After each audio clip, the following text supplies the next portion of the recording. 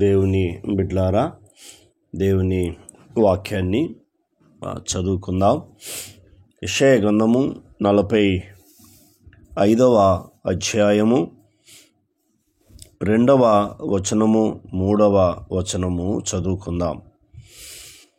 నేను నీకు ముందుగా పోవచ్చు, మెట్టుగానున్న స్థలములను సరాలము చేసేదను, ఇత్తడి తలుపులను పగలగొట్టెదను, ఇనుప గడియలను విరగొట్టెదను.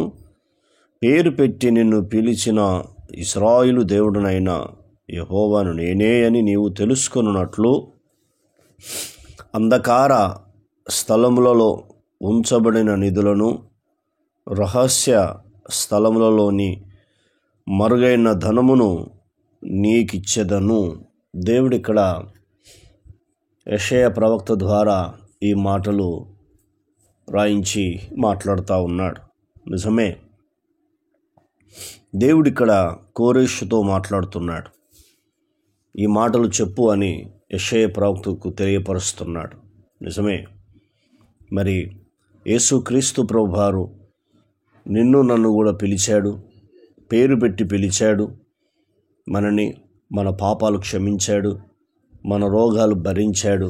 కాబట్టి ఆయన కూడా మనను కూడా పిలిచింది ఆశీర్వాదానికి వారసులుగా ఉండడానికి దేవుడు పిలిచాడు. కాబట్టి ఈ మాటల ద్వారా మనం ఆదరించబడాలని దైవ సేవకుడిగా కోరుతున్నాను. ధ్యానించుకుందాం. నేను నీకు ముందుగా పోవచ్చు. దేవుడు ఎప్పుడు కూడా ముందు నడుస్తాడు, ముందు నడుస్తూ ఉంటాడు. ఎందుకంటే ముందు ఎందుకు నడుస్తాడు అనేది నీకు తెలియాలి. ఇక్కడ కనబడని శత్రువు ఉన్నాడు, కనబడుతున్న శత్రువులు ఉన్నారు. కాబట్టి ఈ కనబడుతున్న శత్రువును ఆయనకే తెలుసు, గుర్తుపడతాడు. ఎట్లొస్తాడు? కనబడని శత్రువులు కూడా ఉన్నారు భూమి మీద. వారు ఆయన ముందు నడుస్తున్నప్పుడు ఎవడు కూడా రాడు. ఎందుకంటే సృష్టికర్త అయిన దేవుడు అని మొట్టమొదటి చెప్తున్నాడు, నీకు ముందుగా పోవచ్చు, మెట్టగానున్న ఆ స్థలములను సరాలము చేసేదను అంటున్నాడు. అంటే ఎత్తుగా ఉన్నదాన్ని సరాలం చేస్తాను, లెవెల్గా చేస్తాను. అంటే నీవు నడిచే విధంగా నేను మార్గాన్ని ఏర్పరుస్తాను. ద్వితీయోపదేశ కాండము 31వ అధ్యాయము 8వ వచనము వాక్యము ఈ రీతిగా వ్రాయబడింది. నీ దేవుడని యెహోవా నీకు ముందు నడుచుచు ఆయన నీకు తోడై ఉన్నాడు, భయపడకుము, నేను నిన్ను విడువను, ఎడబాయను అని చెప్తాడు. దేవుడు ముందు నడుస్తున్నాడు కాబట్టి ఇక్కడ చెప్తున్నాడు ఈ మాట. రెండవది వాగ్దానం చేస్తున్నాడు, ఇత్తడి తలుపులను పగలగొట్టెదను. దుష్టుడు కొన్నిసార్లు ఇత్తడి వల్ల వస్తాడు, ముందు వచ్చి బంధిస్తాడు వెళ్ళకుండా. ఇత్తడిని చూడండి, అది మనం ఎంత పగలగొట్టినా అది పగలదు, అది సాగుతూ ఉంటుంది కొట్టినా కొద్దీ. కాబట్టి అది తొందరగా కరగదు. అలాగే దాన్ని పగలగొట్టేదను అని దేవుడు చెప్తున్నాడు. మూడోది ఇనుప గడియలను విరగొట్టేదని అంటున్నాడు. ఇనుము విరగదు, అది కూడా కొడుతున్న కొద్దీ సాగుతూ ఉంటుంది.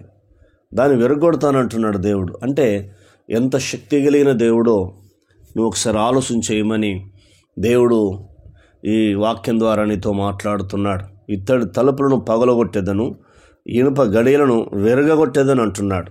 దుష్టుడు ఇత్తడి వల్ల, ఇనుము వల్ల వస్తే కూడా ఏం చేస్తాడంటే పగలగొట్టే దేవుడు, విరగొట్టే దేవుడు. అందుకే ఆయన ముందు నడుస్తానని వాగ్దానం చేస్తున్నాడు. తర్వాత నాలుగోది మనం చూస్తున్నప్పుడు అంధకార స్థలములో ఉంచబడిన నిధులను. అంధకారంలో నిధులు ఉన్నాయి. నిధులు ఎక్కడున్నాయో నీకు తెలియదు, నాకు తెలియదు. కానీ దేవుడు కొన్ని ప్రాంతాలలో పెట్టాడు.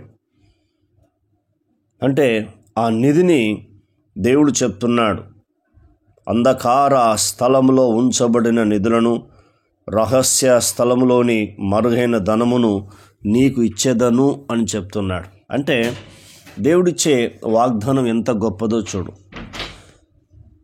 ఎందుకైనా ముందుగా పోతున్నాడు? ఇత్తడి తలుపులను పగలగొడుతున్నాడు, ఇనుప గడియలను విరగొడుతున్నాడు. ఎందుకు నేను పేరు పెట్టి పిలిచాడు అంటే దేవుడు చెప్తున్నాడు, అంధకార స్థలములో ఉన్న నిధులను, రహస్య స్థలములో ఉన్న మరుగైన ధనమును నీకు ఇచ్చదను. నిధులు ఇస్తానంటున్నాడు, తర్వాత ధనము ఇస్తానని వాగ్దానం చేస్తున్నాడు. వాగ్దానం చేసే దేవుడు నమ్మదగిన దేవుడు. కాబట్టి కోరేషును ఏర్పరచుకున్న దేవుడు నిన్ను నన్ను కూడా ఏర్పరచుకున్నాడు. ఎందుకంటే నిధులను ధనమును ఇచ్చే దేవుడు ఆయన్నే అని నీవు తెలుసుకోమని దేవుడు నీతో మాట్లాడుతున్నాడు. కాబట్టి ఈ వాగ్దానం ఎత్తిపట్టి ప్రార్థన చేయి. నీ యొక్క పేదరికం తొలగిపోతుంది. నీ సమస్యలు, నీ బాధలు, నీ కష్టాలు కూడా నిన్ను విడిచి వెళుతాయి. ప్రార్థన. కన్న తండ్రి, మీకు స్తోత్రాలు. విన్న మాటలు దుష్టతకు పోకుండా సహాయం చేయండి. ఈ మాటల ద్వారా మీరు మమ్మలను ధైర్యపరిచినందుకు వందనాలు, ఆదరించినందుకు వందనాలు. ఈ మాటలు దుష్టతకు పోకుండా సహాయం చేయమని కృతజ్ఞతలు, స్తోత్రములు చెల్లిస్తున్నాం. ముందుగా వెళ్తున్న దేవుడవు, ఇత్తడి తలుపులను పగలగొడతానన్నావు, ఇనుప గడిని విరగొడతానన్నావు. అయ్యా తండ్రి ప్రభు, నిధులను ధనమును ఇస్తారని వాగ్దానం చేశావు. అందుకు కృతజ్ఞతలు చెల్లిస్తూ యేసు నామములో పొందినాం తండ్రి. ఆమెన్. దేవుడు మనందరిని దీవించి ఆశీర్వదించునుగాక. Amen, amen, amen.